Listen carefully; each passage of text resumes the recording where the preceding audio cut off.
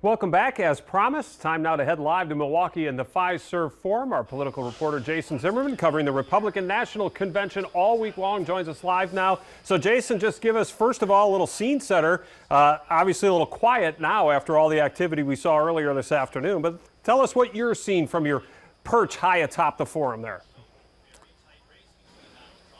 Yeah, Chris, we have a great view from a suite here inside Fiserv Forum right behind me. That is the stage where former President Donald Trump will accept his party's nomination on Thursday night. Just a short time ago, Ohio Senator J.D. Vance was up on that stage, and he was working the crowd as well with a number of delegates shaking hands and so forth as he was being introduced as the vice presidential pick for Trump.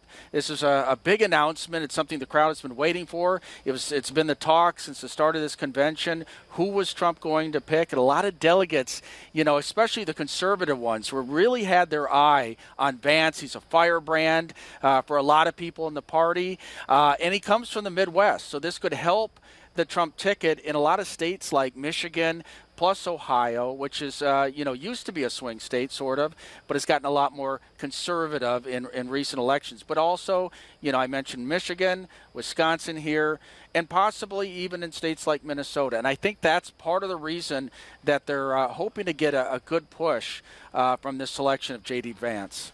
Jason, let me follow up on that really quickly. In the last Marquette University Law School poll of Wisconsin voters, Donald Trump did have a lead among independents, but that's going to be a very crucial segment of the voting population coming up in the election. So how does a guy like J.D. Vance play, do you think, at least initially, with independents?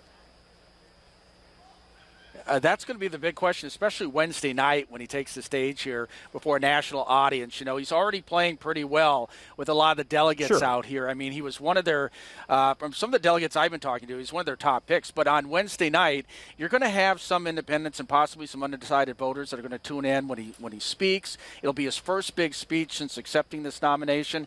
And I think at that point, a lot of people are going to be watching that to see how well he does with voters who are outside the Republican Party, because that's going to be the big moment of exposure for him. All right, Jason, all of this happening day one of the RNC after the events of the weekend. I know you were part of all the preview stuff about how the convention was going to lay out and what security was like. So curious if you've noticed any differences in security and what you experienced entering not just the building, but just the zone around the forum today. Chris, there's really a ton of security out here. They're calling this one of the safest places to be in the entire world right now. And I believe from just my short time being out here, that is so far living up to what people are saying. I mean, there is police from all over the country working the grounds here. We've seen them from just about every state you can think of.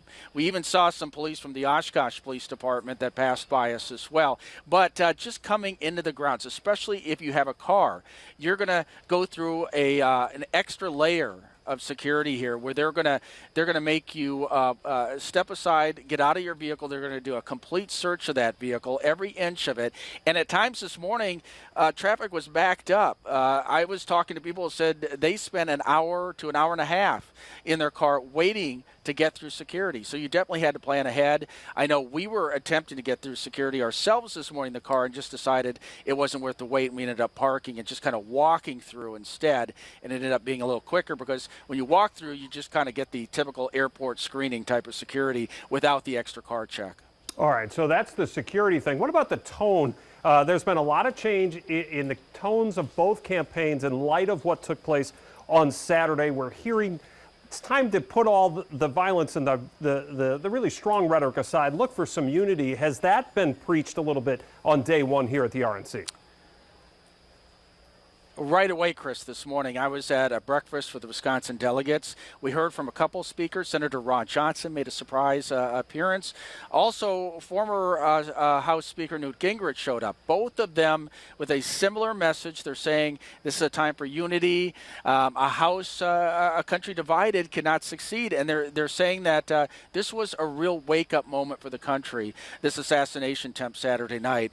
And they really feel this is the time to really push people people to have to accept people of differing opinions, to have open dialogue, but not get to the point where there's physical violence involved. So they're definitely calling on people to kind of tone down that rhetoric.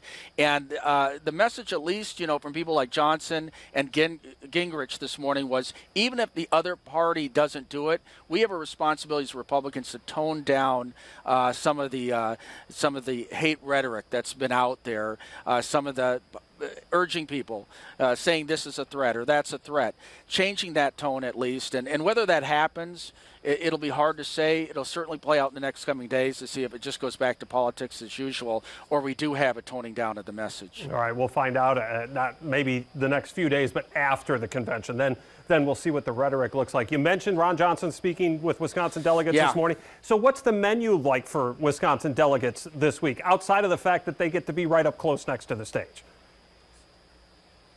Oh, they got a front row seat up here as the host state, so they're going to see everything up close.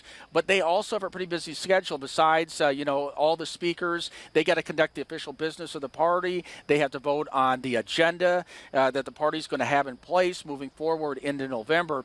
But also, there's going to be a roll call taking place tomorrow for the vice president and the president. They have to be officially nominated, and that'll happen as part of that roll call vote tomorrow ahead of Thursday and Friday. There's a lot of speakers too.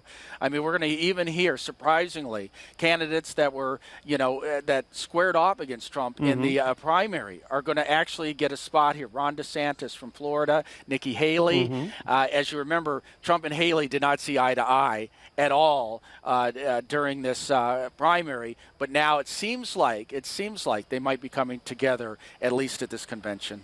All right, Jason, we appreciate your time here on day one. You'll be there throughout the duration, and we'll see you again coming up on Action 2 News at 5.